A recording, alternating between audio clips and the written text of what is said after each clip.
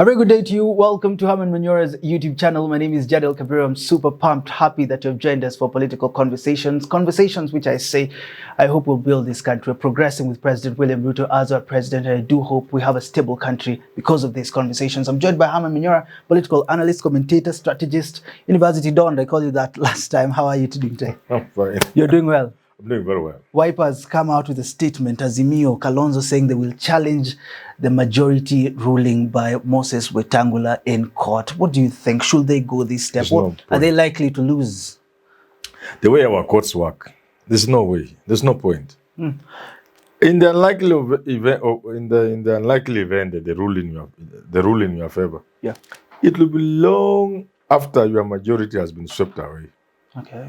Because our courts, and I keep on saying with a clean heart as a Kenyan who loves this country, our courts have refused to come to our aid when we need them most. On a decision like this is not something over a lot of English must be spoken by lawyers and magistrates and judges. This is something which within 1 hour, the judiciary should be able to render decision. But that's expecting too much. So by the time, even if they gave it to you, it will be next year or earliest or 2027. Yeah, so it's a waste of time. But sometimes people go to court to make a point. For posterity, for records. Yes. I want to know, they've said that it's as if Moses Wetangula, the speaker, was manipulated. I'd want to know, should MPs be worried with Moses Wetangula as their speaker, especially members of parliament from Azimio? To me, and Wetangula is a good man. And I wish him the best. I've even met him and told him, you're a good man. After he became speaker? Yes. And I told him, Wetangula, we are waiting for this ruling. Yeah. If you rule the way I'm expecting to rule, we shall descend on you. And I think I did a video and I told him he's wrong. You said history. He has started badly. And for Moses Masika Wetangula, I want to repeat what I said in that video. History is never wrong. History is harsh. History is never forgiving. For Moses Masika Wetangula, a well-educated, eloquent person knows history can be very unforgiving. And Moses Masika Wetangula has started on a wrong footing.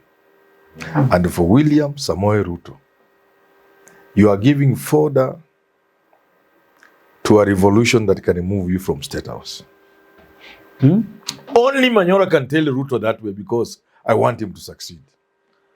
The hangers-on who are lying to him cannot tell him what Manyora is telling him. I'm telling William Samoei Ruto, going forward, do only those things which you must do to help this country. And even to entrench yourself in power. Even to rule successfully. Don't listen to these sycophants. What do you stand to gain from that Moses Masika Wetangula's ruling? You stand to get nothing, but you can cause a commotion in the country that can remove you from State House. And I want to repeat this. And I said it before Ruto became president. At a time I thought Raila will become president. And I said this. Whoever becomes president must be aware. We are moving away from this 5-year cycle that you go and begin to look at 2027. You can go home sooner than 2027. And when you are now home, you'll be looking back at some of those stupid things you did. Come here, your parliament. I cannot describe that ruling in any other way other than that. Stupid. It's a stupid thing. So it is outright wrong. You don't even need to be a lawyer to know it's not right. But what is hurting me on their behalf, on the behalf of Wetangula and Ruto, what do they stand to gain from this? Azimio has no numbers in parliament. Ruto has taken the numbers. Are you making a mountain out of a molehill? Because it is them who are making a mountain out of a molehill. You said it's not a big deal. It's not a big deal. You know it can bring the government down. I want Ruto to hear this. Going home before 2027 for Ruto is not a dream, it's a reality. And only Manyora can tell him that. The rest will not tell him. Things are so bad in this country. The cost of living is going up instead of going down. Petrol up, unga up, kila kitu juu, dollar up, everything. So you have to get the politics right at least. Get the politics right. But if you get the politics wrong and the economy is doing badly, you can find yourself home. And you wonder how. I'm trying to look at, in our conversation today, he's 28 days in government now. I'm trying to look at that. And then Kalonzo also spoke about GMOs. You said, Ruto, you are wrong on our other channel. Let's Talk Love. Kalonzo says, reconsider it. GMOs. 28 days. You don't need to be an expert. Simple reading. It will tell you this is destructive. GMOs will destroy this country. He said, Kalonzo said it will reduce food shortage in the country, but the long run. Dependence. You'll depend on multinational seed companies. Yes. Period. If they don't give you seed, and whatever else that goes with it, and you don't have the science to manage GMOs, you don't have the values for restrictions purposes, you will be finished as a country. GMOs cannot remove us from food dependency, from hunger and starvation, from food imports. It's not GMO. William Ruto knows it. He's just making the farmers where he comes from. The farmers go through a lot of pain in Uasin where Ruto comes from. Trans Nzoia, Nandi. Those are the places where you get maize. Remove obstacles, small little things. I was there the other day. I don't know when this, not quite long ago. People are trying to dry maize and rain is there. Oh heaven, these are simple things that Ruto knows. You don't bring GMO. Farmers are pained, even just drying maize. Maize is rotting. What we call post-harvest waste, loss rather. Yeah. Do you know something? And I'm sure Ruto knows this. He's been Minister of Agriculture. Yeah. Africa loses 50% equivalent to the food it imports. Out of every 1 ton Africa imports, it loses 50%, the equivalent of 50% of that, half a ton. These are statistics, and Ruto knows this. You don't need what GMO. Do you think could have led to him? Come on, this is what is the thing? Because you say he knows. Then this is capture. Why lift the ban? It is capture. These are multinationals and foreign governments, Americans and the rest, capturing small African countries on behalf of their businessmen. We know it is a simple thing. Oh, come on. They've said they're dealing with state capture. They're now getting... They are captured because there's nobody, including William Ruto, can sit where you are sitting and convince anybody why he introduced GMO. Please, Kenya, last time I checked, and I could be wrong. Sometimes I speak so many things, some of them I get wrong. And this is normal. Because this is not a universal lecture room or a seminar. So you could get some facts wrong. But if I remember well, sometimes back when I checked, Kenya required 55 million bags of maize. Our production then was 45 million bags. The shortfall of 10 million bags, around there. Because I also remember when they were launching Gulana Kulalo, 1 million acres, my own simple calculation was, if they were going to get 60 bags per acre, and they were doing 1 million acres, they would have produced more food than this country required. And therefore, the farmers in Rift Valley will all have gone home. And so with GMO, even if it were to succeed, what is Ruto doing to prepare his own people? Not his own people. We are all his people. Manyora is his person. You are. Yeah. But by his people, I mean the Nandi, the Luya in Trans Nzoia, the Nandi in Uasin Gishu, all those people, his people are people in Trans Nzoia. Let's just talk of Uasin Gishu and Nandi. Yeah. Everybody has their people. Hata Uhuru tulikuwa nasema watu wake ni wa Central. How would you destroy your people whose mainstay is maize farming? I think he wants to supply them. You can't. If you do GMO, most of it will be done under plantation farming. Simple. What I've said. Kizungu mingi hakuna haja. Kutoa njaa Kenya, you don't need GMO. You don't even need a miracle. You don't even need irrigation. All those are stupid things. For maize, the farmers in the farming zone require very few things, like set up a fertilizer plant to give them quality fertilizer. Provide them with free maize seed as a way of checking quality of seed. Free. And it's not even expensive. It will be done by our universities. They have enough land.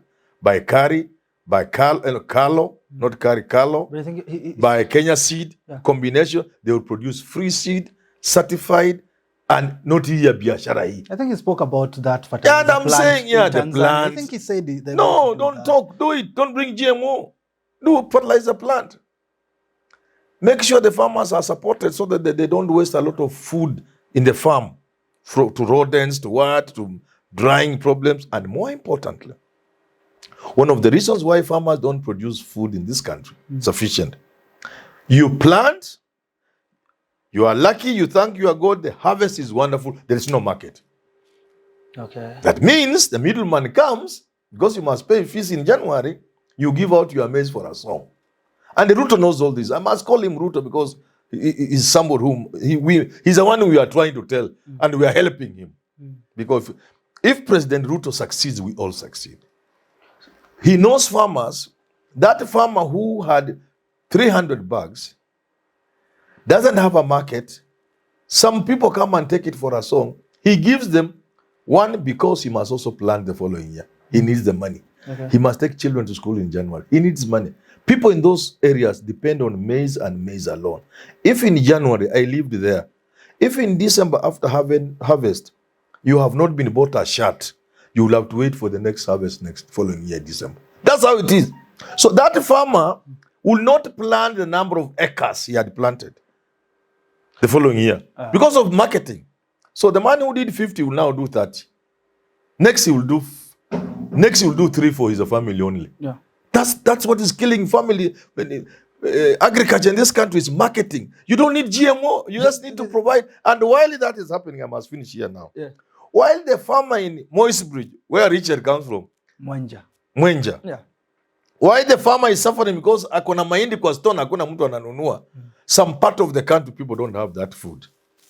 So government is just to link the parts that produce cabbage to the parts that need cabbage. The parts that produce milk to the parts of the country that require. No. And while the farmer is suffering from lack of market for milk, milk powder is coming from Uganda. These are things I want you to tell me this. We've talked about manipulation when we're Tangula, you're throwing your hands. Yes. Now we're talking about Kalonzo saying the church has been manipulated. Previously it was them against GMOs. Yes. Is there someone now to speak against President William Ruto when he goes and makes these policies, goes ahead and does what he did in countries go through that. Countries, we have gone through it. There's a time when there are institutions to check government. There was a time when civil society, churches, and the rest were checking Moi. When Moi went, we discovered it was not Moi they were fighting. It was not corruption and bad governance they were fighting. Most of them were simply tribalists. So when Kibaki took over, the civil society went to bed with him. They kept quiet. The churches kept quiet. So now we are witnessing even a worse situation, where even the few surviving voices from the church have been muted, courtesy of their relationship with Ruto. And finally, the country will be poorer for it. The country will finally pay for it. Because democracy anywhere in the world, including America, is as good as the vigil you keep. The moment the citizens keep quiet, democracy suffers. And if you keep quiet and go to bed and sleep and begin to snore, you will wake up to find democracy has disappeared and the dictatorship is in place. So we can't force the church to talk, but let them know history will judge them also harshly. We don't want anybody to fight government. If I meet somebody fighting Ruto's government, I'll tell him to shut up. You should have fought with your vote. What should people do now then? Should we watch? No, but they should point out mistakes. The way I'm doing. Tell Ruto, this is GMO. President Ruto will do everything good for this country, including giving every hustler $500,000. But finally, GMO will make his legacy go to waste, flush down the toilet. I will tell you a story. I don't know whether you have little time. Yeah. A story is told. I was told by my teacher in class one, Shadrach. He said there were two good friends, but they lived regions apart. One friend sent his son, to go and visit his friend. The boy traveled and reached there.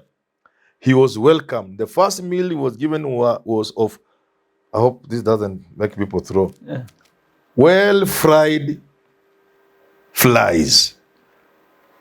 Not fries, flies. Inzi. So when the boy was being seen off, what will you tell my friend I gave you? A meal made of flies. What? No, come back. Kuna mvua, don't go. Come back, you can go tomorrow. He was given a nice meal now. Escorting the boy, he was asked, what will he say? I was given a meal of flies. Then later we were given chicken. Up to 10 times or thereabouts. So there are certain things that stick. And for Ruto must know, when the history of this country is written, people remember he's a person who brought GMOs. And GMOs will have destroyed this country. So that is how he will be remembered. The flies that boy ate is the GMO that Ruto is giving Kenyans. And history will record down. President William Samoei Ruto opened the doors, brought GMO, and destroyed the people of Kenya and their country. Simply. Only somebody who loves him and loves this country can tell him that. People remember the bad, not the good. Shakespeare said it. The evil that men do lives after them. The good is often interred with their bones. Mtu akifariki, mazuri yake yanazikwa na mifupa yake wakati anazikwa. Mabaya yake yanadumu milele. Sasa ubaya wa Ruto itakuwa ni GMO. Hiyo ndio itadumu. All the wonderful things he will do. Uhuru has done all the highways. But people remember cost of living. Njaa ameletea wa Kenya ndio wanakumbuka tu kwa Ruto. Wamesahau maajabu yote Uhuru amefanya. Yeah. Na maajabu yote na Ruto atafanya maajabu. Lakini wa Kenya na historia watakumbuka tu GMO. Thank you for tuning in. If you have not subscribed to Let's Talk Love, please go ahead and subscribe. You'll meet a man called Waris Kimathi there with Professor Herman Manyora. Until we talk again, have yourself a lovely rest of your day.